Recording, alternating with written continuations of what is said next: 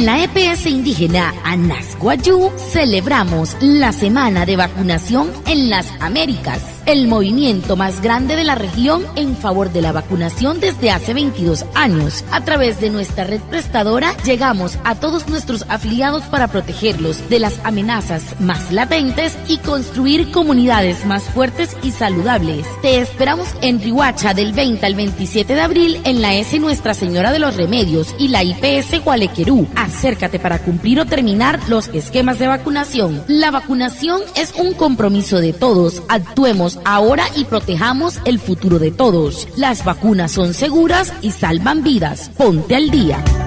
Yahuru TPSI ka Anasguayú wawahirain tu semana skali ka tamakuna hirakat Yahuru América munakal pangsa hirain pushwali tu makariru pangsa hiraspura piyama irin ski huya piyamo senen pain wainaya skira senen tan makuna ka pushwali nanai nasmahan kan tu EPSI ka Anasguayú surya muria hinaya chitu wanuru hout kan mauria purkat seni tenai na tepich kan amre uyukana wane werenaku wata pahan hiya ya Riohacha so kaikat 20 senen 27 en Caricachique de abril, saludo pitat a Nuestra Señora de los Remedios, y allá otamcite IPS Caguaricar. Hurut capa, hiqueta, te escaria te macuna, cat nanay no choni can wane va ir